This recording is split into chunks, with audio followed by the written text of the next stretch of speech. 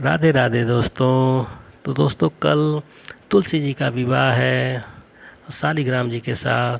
तो इसके लिए 6 विशेष नियम हैं जिसके बिना संपन्न नहीं होता है तुलसी माँ के साथ शालिग्राम जी का विवाह। तो ये कौन कौन से नियम हैं, कौन कौन से तरीके हैं, क्या विधि विधान क्या है, किस टाइम पे किया जाता है, तो ये सब बताया जाएगा आपको। वीडियो में बने रहें, वीडियो को स्किप मत करिए, वीडियो को लास्ट तक देखिए क्योंकि कल 12 नवंबर है। कल मंगलवार का दिन है, कल देव उठनी एकादशी है और कल शाम के टाइम यानी गोधूली बेला पर तुलसी जी का शादी होता है शालिग्राम जी के साथ। तो दोस्तों वीडियो में बने रहें और मैं आप लोगों को जो विशेष नियम हैं 6 नियम जो मैं बताने जा रहा हूँ। पहला नियम है विष्णु जी को निद्रा से उठाएं। इसके लिए सुबह जल्दी ब्रह्म मुहूर्त में उठकर स्नान करें, फिर शंख और घंटा बजाकर भगवान विष्णु की पूजा करें।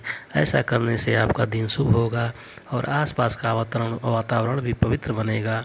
विष्णु जी शालिग्राम का रूप है, इसलिए विष्णु जी को उठाने का नियम सबसे महत्वपूर्ण है। विष्णु जी को निद्रा से जगाने के बाद उनकी विधि विधान के साथ पूजा करनी चाहिए और उनकी आरती करनी चाहिए। तो दोस्तों ये है पहला विशेष नियम जो कि शालिग्राम जी के साथ तुलसी माँ का विवाह संपन्न कराने में विशेष मदद करता है, बताता है हमको कैसे करना चाहिए। इसके साथ दूसरा नियम है गोधूली बेला पर करें तुलसी जी और शालिग्राम का विवाह। तो इसके लिए शालिग्राम और तुलसी विवाह का समय सबसे उत्तम समय क्या होता है, वो गोधूली बेला समय होता है। सूर्यास्त के बाद का ये समय होता है और ये शाम 5 से 7 के बीच का समय होता है। इस समय गायें अपने घर लौटती हैं और घर में माँ लक्ष्मी का आगमन होता है।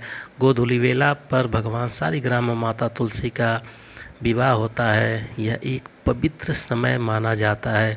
तो दोस्तों आप सभी इस टाइम पे 5 से 7 के बीच में शादी संपन्न करें।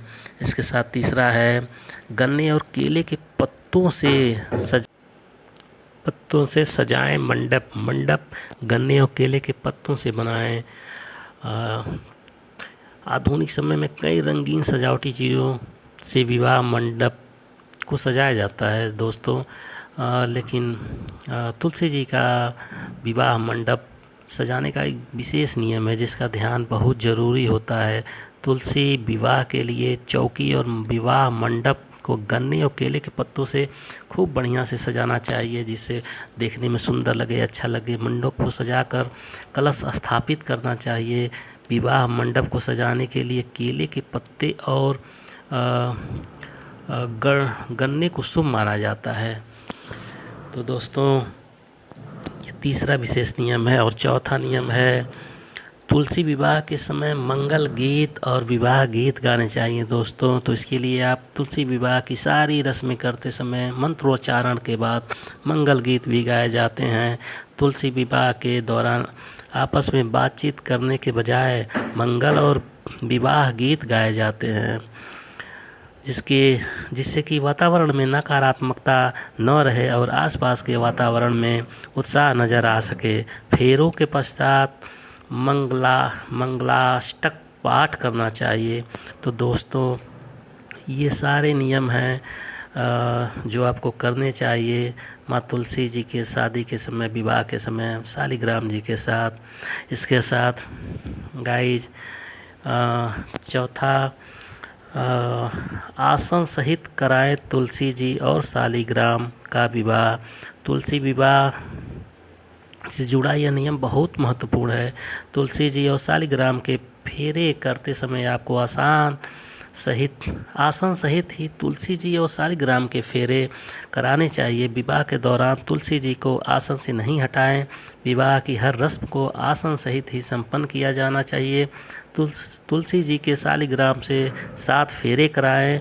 7 फेरों के बाद प्रतीकात्मक रूप से तुलसी जी की डोली भी मंडप के पास रख दें।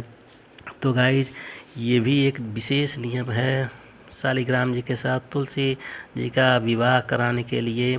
तो दोस्तों ये नियम भी आप जान लें। फिर अगला नियम है, फेरों के बाद तुलसी जी और शालिग्राम की आरती उतारें और प्रसाद वितरण करें। तो गाइज ये है लास्ट नियम है। फेरों के बाद आपको तुलसी जी और शालिग्राम जी की आरती उतारनी चाहिए। इसके बाद सब परिवार भगवान विष्णु और तुलसी माता को प्रणाम करना चाहिए।